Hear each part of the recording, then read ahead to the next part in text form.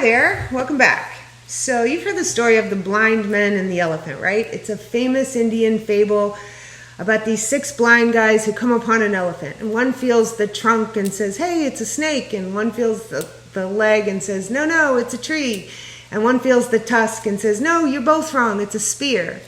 Each man creates his own version of reality from his limited experience and his limited perspective, and each one firmly believes that he's right and the others must be wrong. Among philosophers, the blind men and the elephant has become the cornerstone for moral relativism and religious tolerance. But psychologists see it very differently, and they refer to this as our bias blind spot, and we all have one. The idea is that we often see ourselves as having much greater insight than the people around us, and people that we interact with on a daily basis. Interestingly, we often think that we have fewer biases than everybody else does too. As much as we want to believe that we're right, being aware that we could be wrong is an important new personality trait that scientists are beginning to explore. Think about the last time you fundamentally disagreed with someone about something really important to you, something that you have firm convictions about. More likely than not, you spent the better part of that conversation trying to convince him or her why they should see it your way, instead of listening to why they see it their way. It's a psychological quirk, and it's true for a wide spectrum of topics. Politics, religion, parenting, sexuality, human rights, anything that we feel very strongly about. At a time when we're more convinced than ever about our rightness, social scientists have taken a deep dive to the fairly new behavioral concept called intellectual humility. And unlike general humility, which is really about sincerity and honesty and unselfishness, intellectual humility is a construct that we acknowledge what we don't know. And it's about being open to the idea that we could be wrong, and it's about being receptive to evidence that could actually prove that we're wrong. A growing number of HR executives are incorporating intellectual humility into their requisite qualifications for new hires. And research indicates that they might actually be onto something, because studies show that people with intellectual humility are better learners, they're better collaborators, and they actually show greater integrity. This new body of research is growing rapidly, and there were 4 new studies just this year that were published that really drilled down into specific topics. One study showed that intellectual humility was associated with variables related to openness and curiosity and tolerance of ambiguity.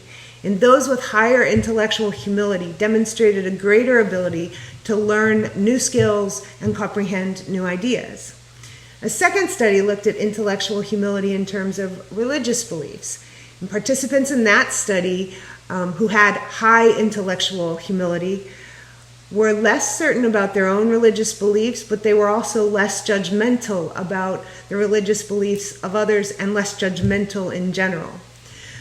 Third study examined political views, and participants in high intellectual humility were more inclined to see politicians who changed their attitudes on different positions as open-minded or evolved rather than flip-floppers. They were also better able to engage in civil discourse about issues that were personal to them.